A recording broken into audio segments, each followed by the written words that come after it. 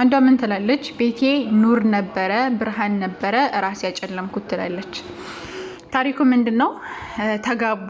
ባለቤቷ በጣም ጥሩ ሰው ነው፣ አላህን የሚፈራ ሰው ነው። የሚችለውን ያክል እሷን ለማስደሰት የማያደርገው ነገር የለም። ልጆች ወለዱ፣ ልጆቻቸውንም በተርቢያ ያሳደጉ፣ በጣም መልካም ልጆችን ወለዱ። ልጆቻቸውም እንዳባታቸው ነው ትላለች። በጣም መልካም ሰው ናቸው፣ አላህን ይፈራሉ። እያደጉልኝ መጡ። እሱም በቃ ከስራው ይውላል፣ ወደ ቤቱ ነው የሚመጣው። የሚችለውን ያክል ለማስደሰት በጣም ይሞክራናለች። ከዛ በመካከላችን እንግዲህ ማንኛውም ባልና ሚስት እንደሚጣለው በመካከላችን የሆነ ጊዜ ላይ አለመግባባት ይፈጠራል። አለመግባባት ሲፈጠር ተናደድኩና ተናድጄ ስለነበረ ለጓደኛዬ የደወልኩላትና የተፈጠረውን ነገር ነገርኳትኝ። ከዛ የተፈጠረውን ነገር ስነግራትኝ ይሷም እንዴት እንደዚህ ያደርጋን ምናምን ብላ የሆነ አለ አይደለ የሆነ ጅርም መጥፎ ነገር እንደሰራ አድርጋ ሳለችብኝና እኔም ደግሞ እሷ ያለችኝውን ነገር ሰማኋት። በቃ ልክ እኮ ነሽ ምናምን እኔ አንቺ እድሜሽን ዝም ብለሽ ይሄን ሁሉ እድሜሽን እንግዲህ ረጅም ዓመት ነው 10 ምናምን ዓመት እንደዛ አካባቢ ቆይቷን በትዳርና ረጅም ዓመትሽን ይሄን ያክል አንቺ ከሱ ጋር እንደዚህ ትጨርሻለሽ?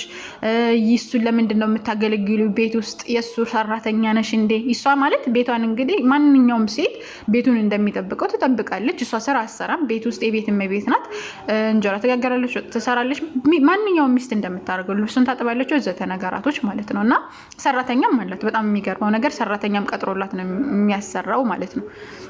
ነገር ግን እሷ ማድረግ ያለባትን ልጆቿ በተርቢያ ማሳደግ ያለባትን ነገር ታደርጋለች። ያም ሆኖ ግን እንዴት አንቺ የሱ ሰራተኛ ትሆኛለሽ ምናምን ብላ እንደምንም ብላ አነሳሳቻት ማለት ነው። ጓደኛዋ እንግዲህ ጓደኛዋ ያለችን ጉድክ ነሽ እኮ እንዴት ነኝ እንደዚህ አላሰብኩም እስከዛሬ ድረስ ቀብያኔ ማለት እንዴ ማልሰብ አልችልም እንዴ እስከዛሬ ድረስ እንደዚህ እሱ ጋር ይኖርኩት ምናምን ያለች በቃ እሱ ጋር መነሳሳት ጀመረች ማለት ነውና ሁሌ መደዋወል ጀመሩ።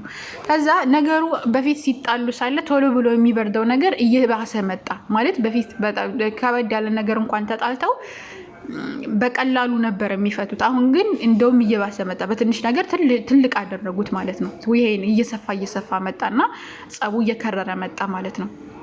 ከዛ እሱ ለመተው ሞከረ፣ ለመታገስ ሞከረ። እሷ ግን ይበልጥ እያባባሰችው መጣች። ከዛ ወደ ቤት ሲመጣ ምግብ አቅርቢልኝ ሲላተኝ እኔ አንተ ሰራተኛ ነኝ እንደ ማለት ጀመረች ማለት ነው። እሱ እሺ በቃ ይሁን ብሎ ዝም ብሎ ያልፋታል። ከዛ የሆነ በፊት ልብሱን አዘጋጅታ ምናምን ነበር ወደ ስራ የሚሄደው። እሱ እየለፋ ነው የሚውለው እዛ ላይ ቀን ሲለፋ ከዛ ይውላል። ከዛ ከቤት መጥቶ ደግሞ ሰላሙን አሳጣቸው ማለት ነው።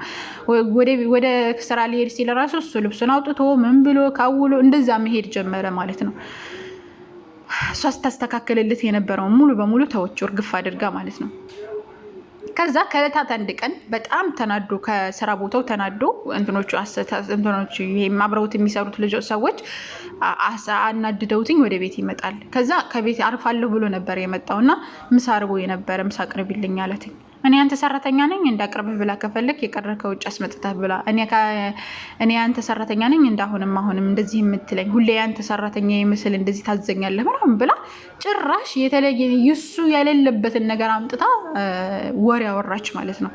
እሱም በቃ ዝም ብሎ አዳመጣትና ተነስቶ እሺ በቃ ብሎት ሳይበላ ምግቡንም ርቦት የነበረው ሰው ሳይበላ ያን ምግቡን ወደ መኝታ ቦታው ሄደ ማለት ነው። ተኛ። ከዛ ትንሽ ረፍት አድርጎ ሲነሳ እሷ ወደ ጓደኛዋ ቤት ሄዳለች። ለጓደኛዋ እንግዲህ የተከሰተውን ነገር ደውላ ስትነጋት ነይ በቃ ከዚህ ነይና ረፍ ብለሽ ትመለሻለሽ፣ ትንሽ ረፍ ብለሽ ትመለሻለሽ ወደ ቤትሽ። ከዛ እሱም ደግሞ ከቤት ሳጣሽ ተናዶ ምናምን እንትን ይላል እና አንቺ ነይና ምናምን ስትላት ተነስታ ሄዳለች። ለካ ግን የሄደችው መጀመሪያ ምን ብላት ነበር? ጓደኛዬ እኔ እኮ መጀመሪያ ባለቤቴ ሳይፈቅድ እኮ ከቤቴ ወጥቼ አላውቅም እና አሁን ወጥቼ ካገኘኝ ይቆጣ ምናምን ሲቆጣ ከፈለገ ባህር ይጠጣለቻት ማለት ነው። እንዴት ነው አንቺ ሁልጊዜ እሱ ይቆጣን ያንቺ ስሜትስ ምናምን አለቻት ማለት ነው። ገብቷችኋል? ልክ በቃ አለ አይደል እሷ የሆነ ልክ የእሷ ተተክታይ አስመሰላ ማለት ነው። እንደዛ ነው እሷ ያማከረቻት ከሷ በፊት እንግዲህ አግብታ ስለነበር ያቺ ሴትዮ በቃ ስለ ትዳር ታውቃለች እያለች ነው።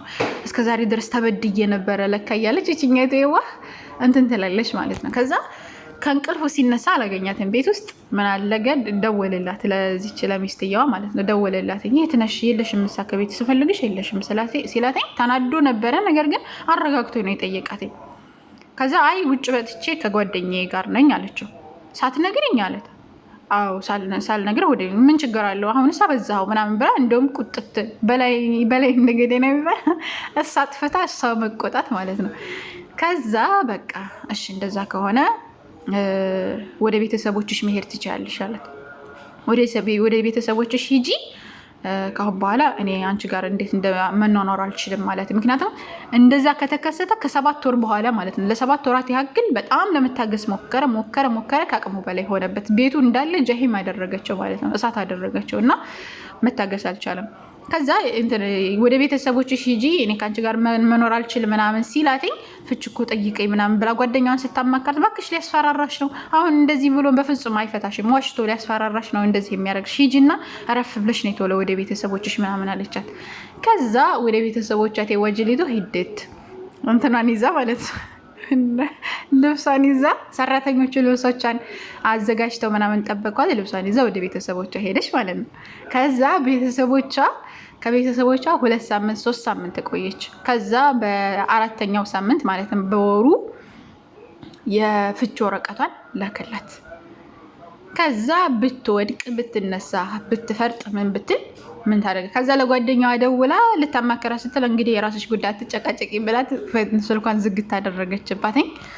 ይህን የጻፈችው እንግዲህ ነድሟት ጸጽቷት እንደኔ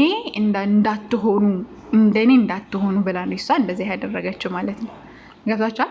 እና ምን ልላችሁ ፈልጌ ነው ሀታለው ቤተሰብ እንኳን ቢሆን እንኳን በትዳራችሁ መካከል ማስገባት እንደሌለብን ገብታችኋል? ትዳር የሚባለው ነገር የተከበረ ነገር ነው። ባል መታዘዝ በነገራችን ላይ የአላህ መልእክተኛ አለይሂ ሰላቱ ሰላም ትእዛዝ ነው። የአላህ መልእክተኛ አለይሂ ሰላቱ ሰላም ምንድን ነው የሚሉት? ኢዛ ሰለት ልምራእቱ 5 አውቃት ሶላት ሴት ልጅ ከሰገደ ወሳመት ሻህራሃ ወሯን ከጾመች እንደዚሁም ደግሞ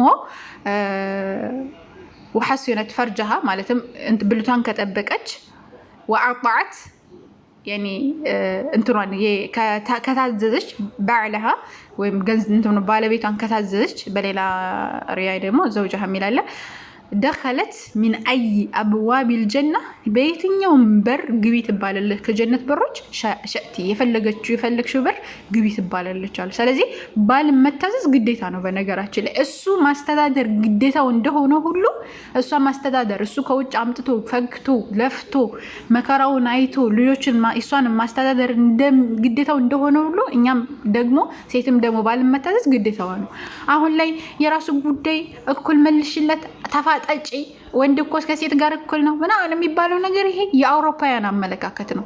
ግልጽ ነው። እስልምና ላይ ወንድም የራሱ የሆነ ቦታ አለው፣ ሴትም የሆነ ቦታ አለ። አንዱ ከፍ አንዱ ዝቅ አይልም።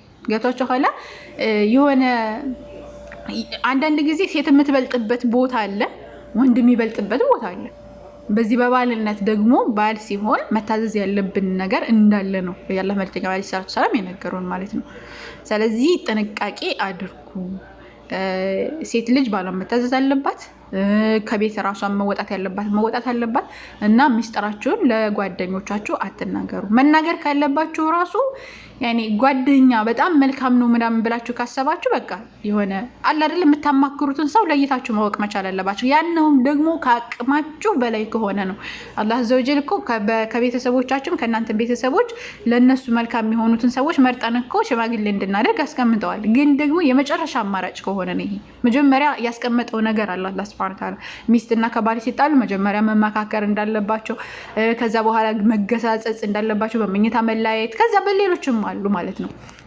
ከዚህ የመጨረሻ አማራጭ ነው ቤተሰብ መስማት ራሱ ያለበት የመጨረሻ አማራጭ ከሆነ ነው እንጂ ዝም ብሎ በቤት ሚስጥር ማውጣት እንደዚህ ራስንም ቤተሰብንም መበተን። አሁን እቺ ሴትዮ ቤተሰቦቿን፣ ልጇን፣ ሁሉ ነገሯ ህይወቷን የበተነችው ማለት ነውና ተማሩ ነው። እሺ እህቶቼ አላህ Subhanahu Wa Ta'ala እንግዲህ ከመጥፎ ነገር ይጠብቀን። አላህ ይحفظكم። አሰላሙ አለይኩም ወራህመቱላሂ ወበረካቱ።